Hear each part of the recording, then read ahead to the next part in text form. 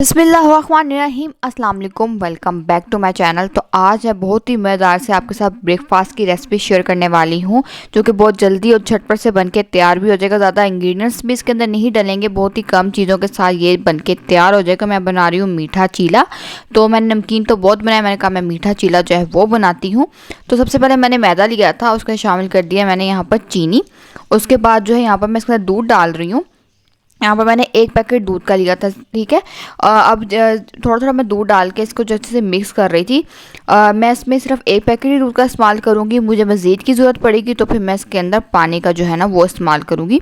पहले थोड़ा थोड़ा डाल के मैं इसका बैटर जो है वो तैयार कर रही थी, ठीक है। एकदम मैंने सारा नहीं डाला था, अच्छे से इसको यहाँ पे मिक्स कर रही ताकि ये अच्छे से एक स्मूथ सा इसका एक बैटर तैयार हो जाए, कोई भी लम्स जो है इसके अंदर ना रहें। तो अच्छे से इसको मिक्स करने के बाद यहाँ पे देखें बैटर भी गाढ़ा था, तो इसका थोड़ा सा पानी मैंने मज़ीद शामिल किया था ताकि जो है ना ये बैटर जो है ना अच्छे से तैयार हो जाए। ना ही तो बहुत गाढ़ा बैटर होना चाहिए, ना ही तो बहुत ही पतला, ठीक है। अब नॉर्मल कंसिस्टेंसी इसकी मैंने रखी थी, आप ये यहाँ पे देख सकते हैं, मैं आपको ये दिखा रही थी, ठीक है। इस तरह से आपने इसका बैटर तैयार कर लेना है। उसके बाद यहाँ पे मैंने पैन में ऑयल ले लिया था, थोड़ा सा मैंने ऑयल लिया था ताकि वो 1 टेबल स्पून ऑयल होगा।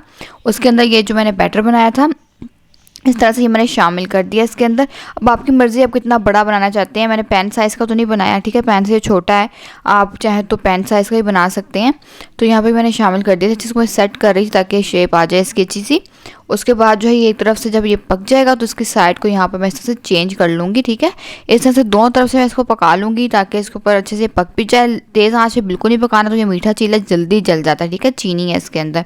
तो इसलिए मैंने इसकी फ्लेम को जो है मीडियम रखा हुआ था, मीडियम लो, उस पर मैं इसको पका रही थी। दोनों तरफ से अच्छे से कलर आने तक मैंने इसको यहाँ पर पकाया। देखें दोनों तरफ अच्छे से पक गया, ये बड़े मज़ेदार सा बन के तैयार हो गया, इतना सॉफ्ट सा ये बना है। चलिए इसको डिश आउट करते हैं हम यहाँ पर। और ये देखें यहाँ पर मैंने ये सर्व कर लिया था। ये देखिए कितने मज़ेदार से लग रहे हैं। आप इसको जो है एंजॉय कर सकते हैं, आप इसको क्रीम के साथ खाएं, उसको चाय के साथ खाएं, उसको ऐसे भी खा सकते हैं, ये बहुत ही मज़ेदार लगेंगे इस तरह से भी। और यहाँ पे मैं आपको दिखाती भी हूँ कि ये कितने ज़्यादा मज़े के और ये कितने सॉफ्ट से बन के तैयार होते। देखें हमने इसको कुछ भी बेकिंग पाउडर वगैरह कुछ भी नहीं मैंने इसके अंदर डाला, ठीक है। तो ये कितने सॉफ्ट से ये देखें ये बन के तैयार हुए हैं। आपको रेसिपी कैसी लगी है मुझे ज़रूर बताइएगा। आप ट्राई करते हैं तो मुझे कमेंट में भी ज़रूर बताइएगा कि आपको लगी कैसी। इंशाल्लाह मैं आपसे नेक्स्ट वीडियो में सिंपल सी मज़ेदार सी रेसिपी के साथ मिलूंगी। तब तक के लिए अल्लाह हाफिज़।